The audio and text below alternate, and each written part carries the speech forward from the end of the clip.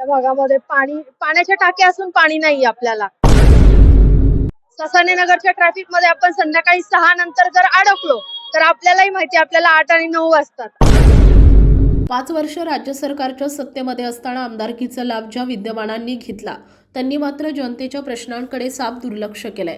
अंतर्गत रस्ते, पर्याय रस्ते बनवण्यात त्यांना सपशेल अपयश आल्यानं या सत्तेचा लाभ आमदारांना झाला पण जनतेला झाला नाही.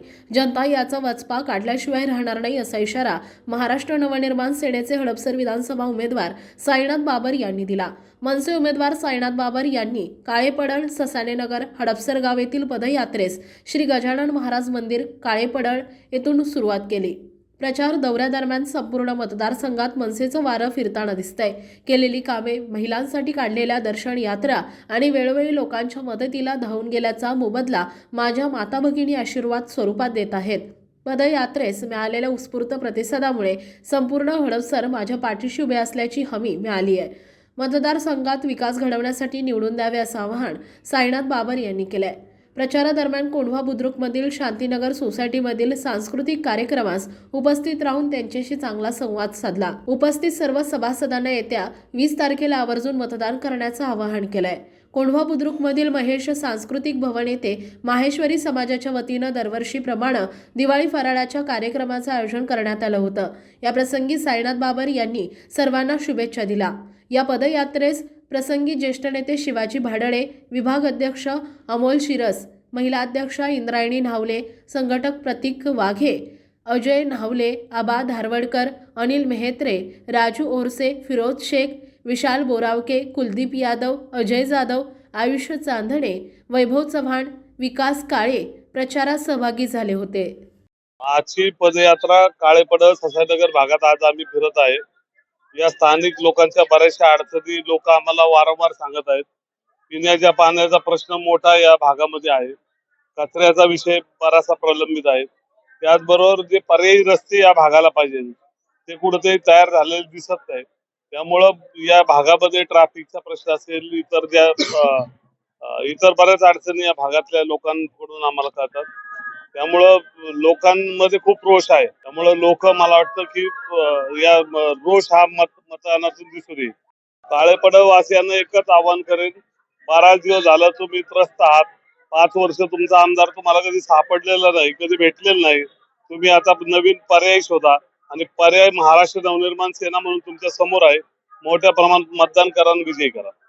खरं तर या भागामध्ये काळेपडळ ससाणेनगर भागामध्ये वेगळ्या पाण्याच्या टाक्या हव्यात, जेणेकरून या भागाला वेळोवेळी पाणी देता येईल आणि या भागामध्ये कचऱ्याचं नियोजन केलं पाहिजे. खरं तर कचऱ्याचे प्रकल्प सगळे आपल्या हडपसर भागात आहेत, तर इथला कचरा जागेवरच पडलेला असतो. मला वाटतं इथल्या कचऱ्याचं व्यवस्थित नियोजन केलं पाहिजे, जेणेकरून भविष्यामध्ये कचरा व्यवस्थित त्याची विल्हेवाट लागेल.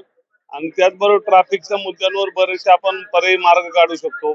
त्याचबरोबर या भागातले ड्रेनेजचे प्रॉब्लेम आहेत. या भागात मोठमोठे प्रकल्प आले पाहिजे, ते अजून आलेले आहे.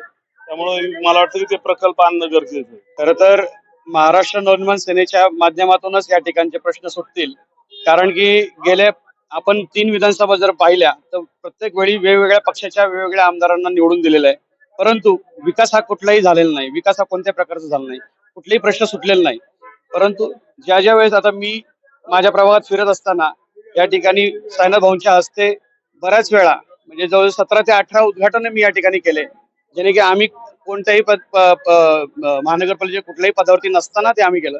जर साईनाथ भाऊ आमदार झाले तर आम्ही ह्या ठिकाणचा विकास नक्कीच करू आणि ह्या काळेपडळचा कायापालट करू. त्या भागामध्ये पाण्याच्या टाक्या असून पाणी नाहीये आपल्याला.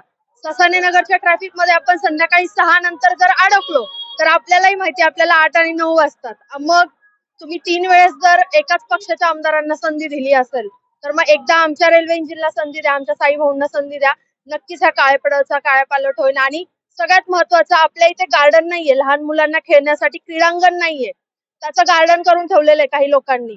म्हणजे त्यांचं असं म्हणणं की म्हाताऱ्या माणसांना चालायला, अरे लहान मुलांनी कुठे खेळायचं, तर तेही साई भाऊ त्याचाही प्रश्न सोडवतील या सगळ्या माध्यमातून.